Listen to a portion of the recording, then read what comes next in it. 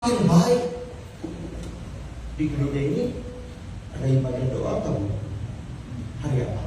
Hari Senin dan ibadah konser Jumat. Oh, hari Senin dan hari Jumat. Anda ikut doa itu baik. Kan biasanya 2 jam. Kadang-kadang sambil makan-makan sampai 3 jam. Anda doa rame-rame 2 jam itu baik. Tapi kalau Anda di rumahmu doa sendirian 2 jam, itu tuh baru disebut doa. Kualitas doa seseorang bukan ditentukan waktu dia doa rame-rame, tapi kualitas doa seseorang ditentukan waktu dia doa sendirian. Kenapa? Banyak doa, kalau doa rame-rame, orang tuh suka munafik. Munafik tuh tetangganya munafik. Satu kali saya habis selesai ibadah malam, saya diajak makan, suami istri bilang, Pak Joni udah makan belum? Oh, mau makan bareng yuk. Ayo. Terus kan udah di atas jam 9 deh ya. Oh, kebanyakan restoran udah pada tutup, jadi saya diajak makan di Kecenongan. Di Remaja 99 judulnya, saya ingat benar. Remaja 99 itu terkenalnya kampung cakotlet. Waktu kampung caknya udah datang, makanan udah pada datang, si bapak yang ngundang saya makan, dia bilang gini, Pak Joni, saya doa ya. Oh iya silakan. Terus dia doanya begitu. Tuhan Allah Bapak kami ada dalam sorga. Itu mau sorganya itu lagu itu. Sorga. Kami bersyukur untuk makanan yang baik itu. Kami berdoa untuk jangan miskin, yatim piatu, orang kekurangan, orang kelaparan. Berkaci, itu memang berkati itu berkaci.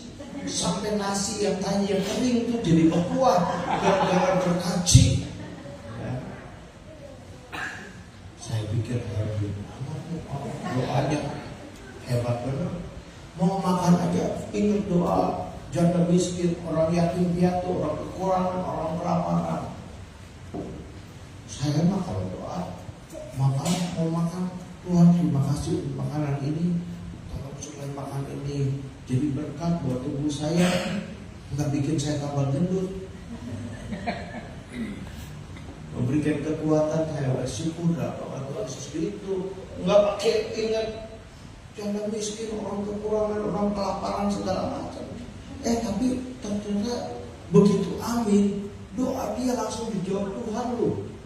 Ada satu ibu sama satu anaknya pegang mangkuk seorang satu. Si ibunya bilang gini, kasihan Pak, orang miskin Pak. Nah, lu tapi kan doa tuh buat orang miskin nih. Nih Tuhan kirimin nih orang miskin nih. Enggak. Lu kan didoain orang miskin, apa artinya nih Tuhan kirim orang miskin, dia malah ditolak. Terus anaknya masih kecil, kan kampung Cokopet kan, kalau berdoa tuh ngajelas dia tahu nih. Ngajelas tuh ngerti ya, Cokos gitu. Bahasa Indonesianya apa ngajelas? You know I understand. Pokoknya serius gitu, terus kan ngumpul gitu kan. Terus si anaknya bilang gini, kasihan Pak, dari pagi belum makan Pak, sambil dia lompat-lompat pengen lihat itu makanan yang majelis itu di atas meja makan itu apa gitu. Dia pengen lihat gitu, dia lompat-lompat. Kasihan Pak, belum makan dari pagi, orang kelaparan gitu. Tadi itu kan doa buat orang kelaparan. Ini Tuhan kirimin orang kelaparan. Dia bilang enggak ada sambil didorong. Tuh anak kecil didorong kepalanya. Sana. Terus bilang ke pelayan, Mas, ini gimana kita mau makan ini? Yang orang miskin ini datang terus. Usir dong katanya. Kita nggak bisa makan kalau gini. Udah nggak mau ngasih, bikin orang sakit hati. nggak mau ngasih mah udah aja, gitu ya. Jangan bikin orang sakit hati, ya. Dia doanya mah hebat, tapi kelakuannya nol. Banyak orang juga doa buat misi. Tuhan kami berdoa buat misi di Kalimantan, di Vietnam, di Myanmar. Terus dia bilang, Pak, mau ikut, kita mau misi ke Kalimantan. Oh enggak, saya sibuk di kantor. Kalau gitu, gimana? Ada anak sekolah kita mau ikut misi, tapi dia nggak ada dana buat ongkos ke sana, Pak. Bagaimana kalau Bapak sponsorin nih anak sekolah kita buat ikut misi kita? Aduh maaf, saya juga lagi banyak kebutuhan, keuangan saya tidak memungkinkan. Lu tadi berdoa buat misi, apa artinya? Jadi tenaga misi kagak mau, nyumbang buat misi juga kagak mau. Ya udah gak usah doa, itu munafik, itu namanya munafik. Munafik teh tetangganya munafik. Banyak orang kayak gitu loh. Ya. Tapi dia berdoa dengan dia sendirian, terus dia berdoa dengan jujur. Doanya bagaimana? Tuhan, apakah Engkau menimpakan kemalangan ini atas janda ini juga yang telah menerima aku sebagai penumpang dengan membunuh anaknya? Itu doa kagak ada sopan-sopannya. Iya kan? Nggak ada sopan-sopannya ngomong kayak gitu. Kita makan Allah Bapa kami yang ada dalam surga, dikuduskanlah namamu, datanglah kerajaanmu. Ini mah langsung nanya, Tuhan apakah Kau menimpakan kemalangan ini janda ini juga yang telah menerima aku sebagai penumpang dengan membunuh anaknya? Dia doanya jujur, tapi kagak ada sopan-sopan. Berdoa tuh harus jujur. Bilang ke sebelah kalau doa jujur.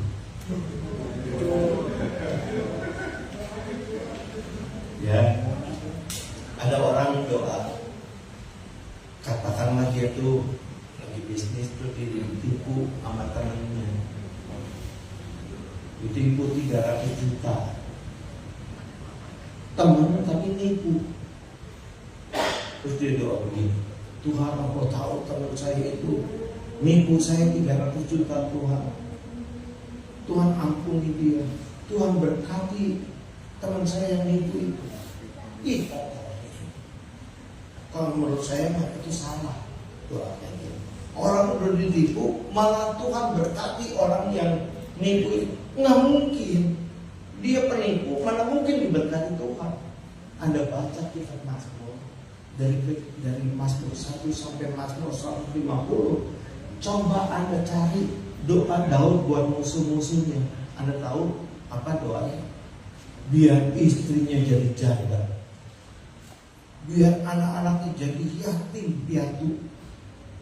Tuhan mengirimkan api dari langit menghabisi hasil usaha musuh-musuhku.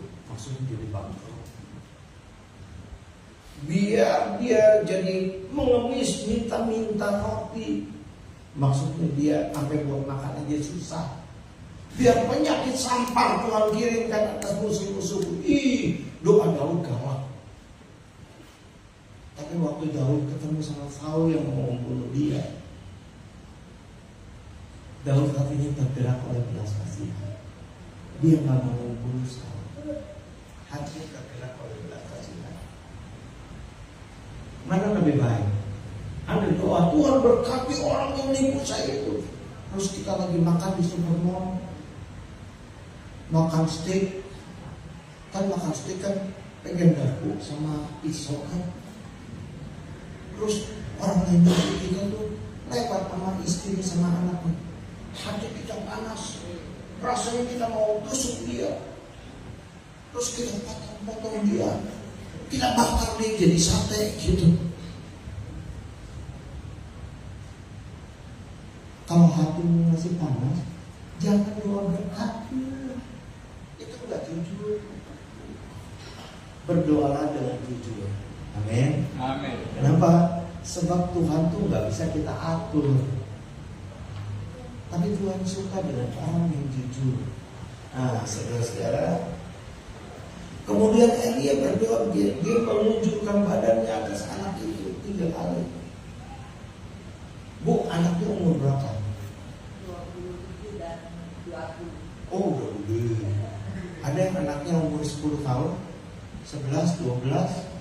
Ada, ibu anaknya umur berapa, Bu? Oh, 7 tahun. Katakanlah anak ibu sakit misalnya, terus manggil saya sebagai pendeta. Anaknya lagi di tempat tidur di rumah sakit. Terus saya naik ke atas tempat tidurnya. Saya membangunkan diri di atas badan anak ibu. Kira-kira ibu mikirnya apa? Gila pendeta. Ya kan, ibu akan berpikir gitu lah. Gila nih pendeta nih. Masa anak lagi sakit, dia berbaring di atas anak saya yang lagi sakit. Itu yang dilakukan Elia, dia berbaring di atas anak ini. Dan dia berdoa begini, Tuhan kembalikan nyawa anak ini ke dalam tubuhnya. Maksudnya apa? Tuhan bikin hidup lagi. Ya, satu kali saya lagi sakit. Terus anak saya waktu itu masih kecil-kecil. Istri saya kalau siang mesti antar jemput anak sekolah. Jadi istri saya cuma datang waktu jam besok malam sore. Nah, waktu itu siang-siang pas jam besok ada orang dari sekolah kita, 4 orang. Permisi Pak, kami dari sekolah kita ini, kami ada tugas dari dosen kami, suruh praktek mendoakan orang sakit. Apakah Bapak bersedia kami doakan? Terus saya pikir, oh iya boleh, silakan. Terus 4 orang itu mengelilingi tempat tidur saya. Saya lipat tangan, saya tutup mata saya. Apakah ada di Alkitab kalau doa kudu tutup mata? Tidak ada satupun ayat di Alkitab berkata kalau doa kudu tutup mata. Apakah ada di Alkitab kalau doa kudu lipat tangan? Nggak ada juga. Nah, kenapa kita kalau doa biar kebiasaan tutup mata dan lipat tangan? Kebiasaan dari sekolah minggu. Itu bisa-bisaan aja guru sekolah minggu. Tapi kalau anak kecil doa nggak pakai tutup mata, dia matanya udah jalan-jalan ke sana kemari. Kalau doanya nggak lipat tangan, dia udah tarik temennya, dia udah isengin temennya. Jadi ya tutup mata lipat tangan, saya lipat tangan. Tiba-tiba itu anak sekolah kita itu ngedoainnya begini. Dalam nama Tuhan Yesus Kristus, pok, itu kepala saya tadi kayak tabok gitu, cepat gitu. Ada satu lagi pegang di perut saya, satu lagi di kaki saya, satu lagi pegang di perut sebelah kiri. Terus dalam nama Tuhan Yesus sembuh, digoyang-goyang begini, kepala begini. Terus yang jadi masalah tuh, saya sakitnya tuh kalau perut saya dipencet sedikit aja sakit gitu, nyeri. Kebayang kalau perut saya didorong-dorong begini, saya sampai nahan sakit, sampai apa disebutnya, nahan sakit gitu. Terus dia tahu, udah sembuh belum Pak? Terus saya pecah-pecah, saya bilang masih sakit. Kita doa sekali lagi, terus ceplok lagi, goyang-goyang lagi. Jangan sembuh, mana sembuhnya tuh muncrat, sampai muka saya kayak cuci muka, tau gak? Basah kali. Terus dia tanya lagi, dia sembuh belum? Saya pencet lagi, masih sakit sembuh. Kita doa sekali lagi, kadung darah. Saya menyesal ngomong udah masih sakit. Dia doain lagi sekali lagi. Setelah ketiga kali dia doain, dia tanya udah sembuh belum Pak? Terus saya tanya umur kamu berapa? Ada yang bilang 20, ada yang 21, ada yang bilang 19. Anak saya aja udah lulus sekolah kita. Anak saya lebih tua dari kamu. Sebelum saya menikah, saya udah jadi pendeta. Tahu? Sebelum kamu lahir, berarti saya udah jadi pendeta. Yang kamu lakukan itu kurang ajar. Nggak tahu sopan santunnya. Pun panggil tangan itu ada sopan santunnya, ada etikanya. Kamu tahu, perut saya itu kalau dipencet sedikit sakit. Kamu dorong perut saya. Gila kalian. Panggil dosen kalian ke sini, biar saya marah-marahin dia, biar saya omelin dia.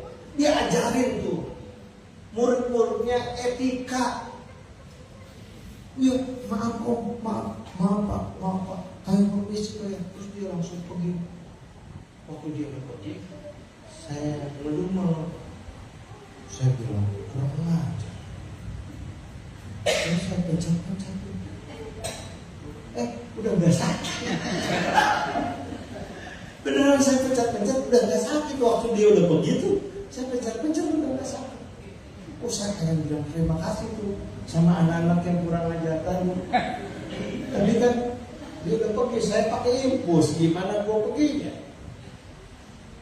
1 jam kemudian dokternya yang nanganin saya itu dokter jago, Yunus Tanggo namanya. Dia lulusan Jepang. Dia dokter yang menangani orang-orang kedutaan Jepang di Jakarta.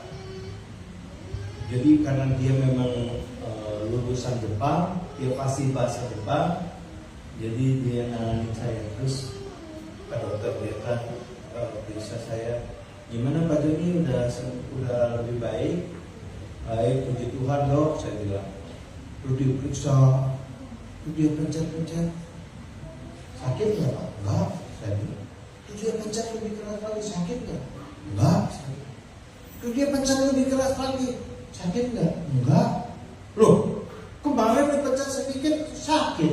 Hari ini saya pencet sampai keras begini nggak sakit? Enggak, saya bilang. Wah, kayaknya Bapak udah sembuh. Terus dia bilang ke susternya, ke perawatnya, "Sus, panggil orang laboratorium suruh periksa darah lagi." Terus saya bilang, "Dok, orang mana yang periksa darah? Abis dong darah saya diambil." Enggak bakal abis, cuma diambil sedikit, kita buat periksa. Lalu kemudian setelah itu kira-kira sebulan kemudian hasilnya keluar dan saya udah sembuh total. Saya langsung pulang hari itu juga. Saya teleponin istri saya, "Nih, saya mau pulang sore ini, saya udah sembuh." Saya udah ceritain tuh anak-anak yang kurang ajar dengan saya dari dokter. Nah, terus saya pulang. Doanya sih nggak sopan, tapi terjadi sesuatu. Satu kali saya doain orang di Jakarta, dia kanker otak, udah koma. Terus saya doain, terus begitu udah selesai, saya keluar ketemu bapak ibunya karena dia orang HKBP. Ngobrol sama bapak ibunya, habis ngobrol, terus kita masuk ke kamar lagi. Rupanya saya doain tadi nggak ada di tempat tidurnya. Orang lagi koma, terus tiba-tiba nggak ada di tempat tidurnya. Kan bingung kita ya. Sampai bapak ibunya ke teriak-teriak, panggil namanya nggak nyaut. Terus ibunya buka lemari, lihat kolong ranjang, kagak ada. Terus yang tadi saya doain keluar dari toilet dan kamar mandi. Ada apa, panggil? Itu bapak ibunya lompat. Saya suka ekspresi orang belakang. Dia suka cerita sekali lihat anaknya sembuh gitu. Jadi saya aja bingung, anak itu sembuh. Udah gitu, rupanya cerita saya ngedoain orang sakit kanker otak sembuh itu rupanya nyampe di Belanda. ada dokter gigi, anaknya baru lulus kuliah, dokter gigi juga, terus anaknya tuh sakit kanker otak. Dan kalau di Indonesia kan kalau ketahuan sakit, udah tahu nggak bakal sembuh, tapi dokter Indo tuh kasih alat ini, kasih alat itu, dipakai segala macam cara supaya dapat duit, supaya bapak ibunya keluar duit terus gitu loh. Kalau di Belanda, kalau udah pasti nggak bakal sembuh, itu semua peralatan, semua obat, semua alat bantu, semua harus dicabut. Nggak boleh diobatin lagi karena udah pasti mau mati gitu. Saya pikir sih kayaknya benar kayak gitu, bukan kayak di Indonesia. Ya, kasih alat ini, kasih alat itu. Nah, rupanya saya ditelepon, Pak, tolong datang ke Belanda, Pak, anak saya begini. Terus saya ceritain, saya aja nggak tahu itu anak yang saya doain tiba-tiba sembuh begitu. Saya aja kaget, saya bilang, saya nggak berani jamin anak bapak bisa sembuh. Ya tolong Bapak, soalnya kami peraturan di pemerintah kita, kalau anak udah seperti ini tidak bisa diapain lagi, nggak boleh diobatin gimana. Jadi kita juga bingung, Pak, mau kata Pak datang kemari. Tapi kan kita kan paspor Indonesia kan ngurus visanya lama tuh ya. Seminggu kemudian saya terbang ke sana. Rupanya anaknya udah mati. Anaknya udah mati 6 hari. Saya bilang, kenapa anak ini belum dikubur? Udah 6 hari mati. Nunggu bapak. Saya bilang, kenapa nunggu saya? Mau dikubur. Siapa tahu Tuhan pakai bapak buat bangkitkan anak saya. Terus saya bilang begini, Tuhan Yesus aja bangkitin Lazarus baru 4 hari mati. Lah siapa saya itu udah 6 hari terus suruh bangkitkan orang mati. Tapi kan dia kan bayarin tiket saya perjalanan berapa duit itu, udah puluhan juta gitu kan. Saya tidak mau mengecewakan. Tahu nggak, saya doain anaknya udah mati 6 hari itu sama bapaknya, ibunya dan 2 adiknya, terus sama neneknya. Kita doakan ini supaya bangkit. Tahu nggak? 3,5 jam, 3,5 jam saya doa dan tidak bangkit. Ya udah, akhirnya diikuti. Tapi Elia gimana begitu? Tuhan kembalikan nyawa anak ini ke dalam tubuh dan Tuhan mendengarkan permintaan Elia. Luar biasa. Tapi ternyata kita harus terus berusaha. Dulu saya mengusir setan berapa kali, nggak ada yang keluar, malah diketawain sama setannya. Tapi saya berkali-kali saya terus akhirnya jadi jago juga. Sampai jadi ribu udah sering banget gitu setan. Jadi ya trial and error pertama kalinya. Siapa tahu satu kali nanti saya bangkitkan orang mati juga.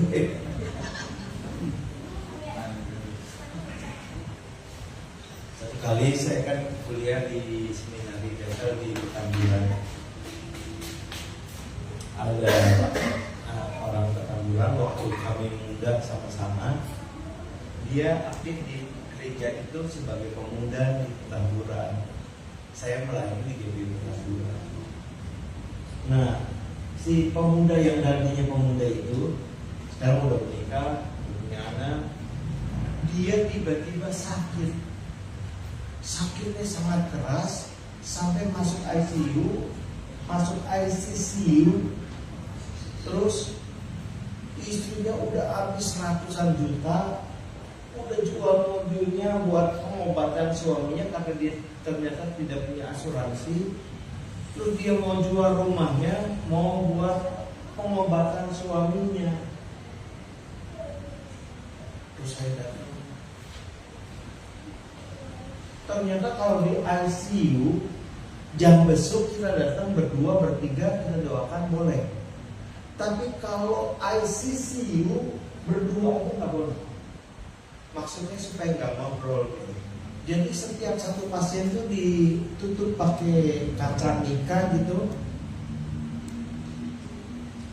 Dan setiap pasien itu ditutup masing-masing pakai satu, jadi seperti kamar, ditutupnya pakai kaca Nika gitu. Saya doakan, saya tumpangin tangan, tapi saya tumpangin tangannya biar sopan, ya nggak didorong-dorong gitu. Terus saya keluar, lupa, saya bawa minyak urapan, tadi belum diurapin minyak, saya masuk lagi, saya doakan lagi, saya tumpangin tangan, saya olesin minyak sesuai dengan firman Tuhan, saya mengalasi orang yang sakit ini minyak, menyembuhkan dia dengan kuasa biru Tuhan Yesus Kristus gitu ya.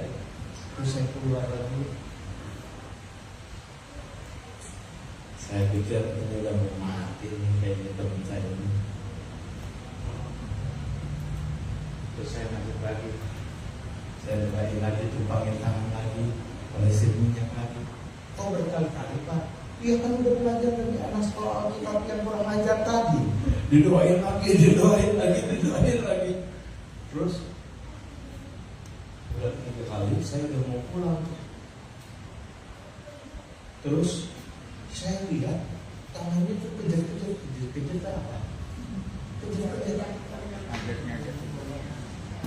Kejar-kejar. Ya. You know I understand lah pokoknya. Kakinya Pak, kejar-kejar gitu. Getar. Reaksi. Goyang-goyang gitu ya. Terus saya masuk lagi. Tiba-tiba saya merasakan hadirat Tuhan yang sangat kuat. Saya pernah didoakan oleh Reinhard Bonnke. Saya pernah ditumpangin tangan oleh Maurice Serrulo. Saya pernah ditumpangin tangan oleh Carlos Anacondia dari Argentina. Dia sudah beberapa kali membangkitkan orang mati.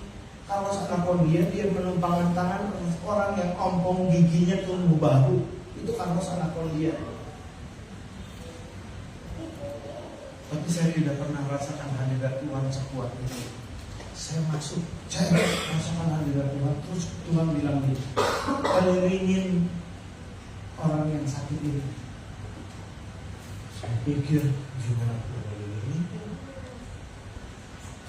Ada 2 botol infus masuk lewat kakinya. Ada 3 botol infus masuk lewat kakinya. Terus ada kabel-kabel EKG buat merekam jantungnya. Terus ada selang masuk ke hidungnya, ada selang masuk ke mulutnya.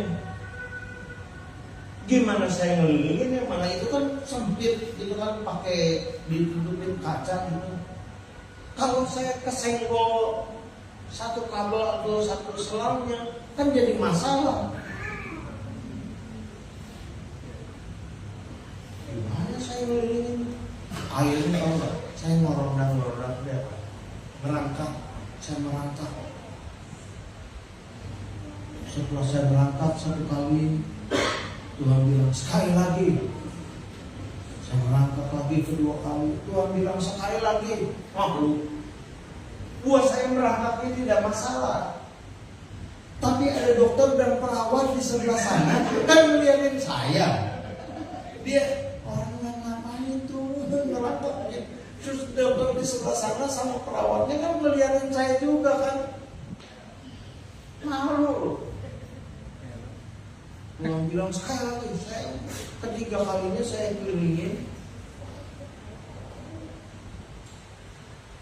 Terus setelah 3 kali Tuhan bilang berdiri. Saya berdiri. Terus Tuhan bilang gini, usir roh maut. Kalau doa buat makan, doa buat orang sakit, kita bisa berdoa dengan berbisik pelan-pelan, gak apa-apa.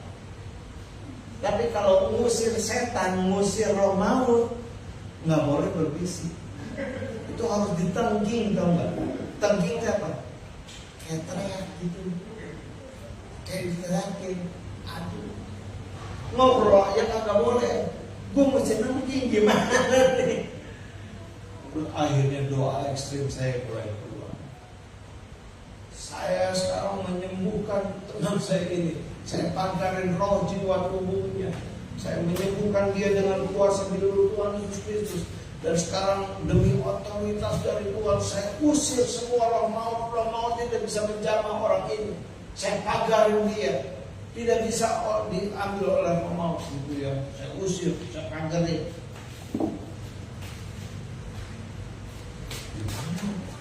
Terus rupanya dokter di sebelah situ sama perawatnya pada berdiri, dokter di sebelah sana juga pada berdiri. Jalan ke ruangan tempat saya berdiri. Aduh, gua ngomong apa ya? Tapi rupanya di ruang sebelah itu rupanya bunyi tit. Waktu si dokter itu berdiri, rupanya tit, mati itu sebelah. Jadi si dokternya lari ke ruang sebelah tuh. Terus dicabut kabel terus dikasih alat pacu jantung tuh. 1, 2, 3, puk. Umur saya udah bocah lebih, baru pertama kali lihat orang dikasih kejut jantung gitu. Itu rupanya tuh sampai lompat tuh. Kayak Asterix baru minum ramuan ajaib Pak. Terus belum hidup, sekali lagi 1, 2, 3, buk, lompat. Belum hidup lagi, sekali lagi. Ketiga kali 1, 2, 3, buk. Saya yakin, itu kan seru, kan lumayan gratis. Rupanya nggak hidup lagi. Terus dokternya bilang, rapihin, setelah rapi kasih tahu keluarganya di depan. Waktu udah itu, saya lihat teman saya rupanya dia cabut selang dari hidung sama dari mulutnya. Kalau nyabut sendiri kan keluar darah, netes darah kan. Terus saya kaget, teman saya ini yang sakit tuh, dia bilang, John, gue takut. Kok bisa ngomong? Tadi kan dia koma. Saya bilang, takut apa? Ada kayak orang, tapi bukan orang, tinggi, gede, hitam. Dia tarik gue. Gue bilang, gue gak mau. Dia tarik gue, dia seret gue. Gue bilang, gue gak mau. Rupanya waktu dia kejar-kejar tadi itu roh maut tuh. Saya bilang itu roh maut, tapi jangan takut, dia udah ke sebelah. Rupanya roh maut itu udah datang mau jemput teman saya ini. Terus Tuhan suruh saya usir roh maut, pagarin teman saya ini. Jadi roh mautnya kan udah datang jauh-jauh ya. Udah jauh-jauh datang, dipagarin. Terus dia bilang, daripada tangan kosong, yang ada aja gua ambil. Jadi itulah sebabnya kenapa kalau kita lagi mengusir setan itu, orang yang nggak ngerti sebaiknya jangan ada di ruangan yang sama.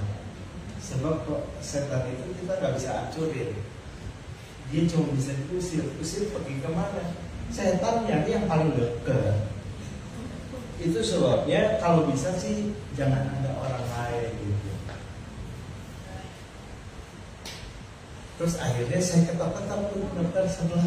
Dok, nih lihatin selangnya dicabut sendiri. Dokternya datang, kenapa Pak?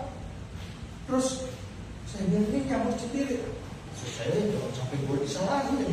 Gara-gara kan dokternya kami lihat saya tadi ngelilingin teman saya ini. Terus teman saya ngomong, saya cabut sendiri dok. Saudara, hah? Bapak udah bisa ngomong? Terus teman saya langsung duduk, tahu nggak? Oh, bapak udah sembuh, udah sadar. Iya. Kenapa bapak cabut sendiri? Iya, saya nggak betah, nggak enak. Selama masuk ke hidung saya sama ke mulut saya. Oh. Terus akhirnya dokter periksa. Saat itu juga langsung pindah ke ICU biasa. 1 hari di ICU biasa, terus pindah lagi ke ruangan biasa, rawat inap biasa. Tunggu 2 hari, takutnya tuh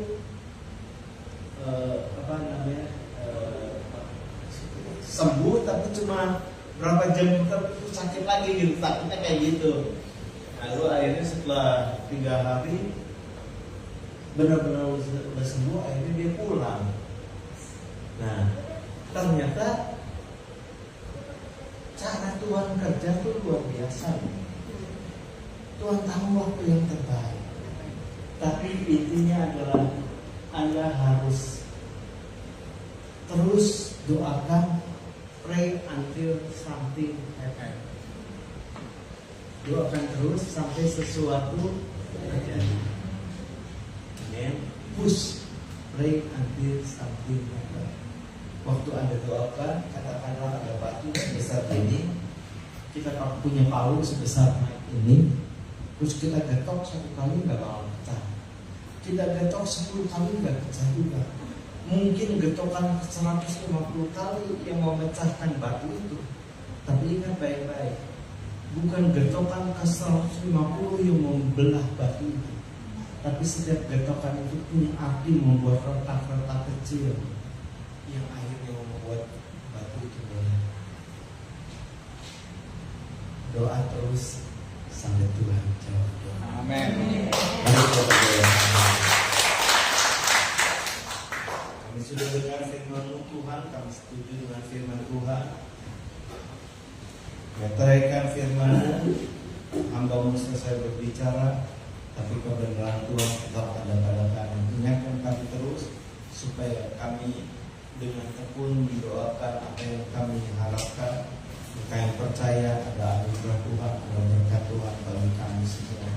Terima kasih Tuhan, memberkati gereja di tempat ini, memberkati Gembala Sidang, memberkati semua pelayan Tuhan di tempat ini. Terima kasih Bapa, demi Tuhan Yesus Kristus. Haleluya. Amin. Memberkati semua.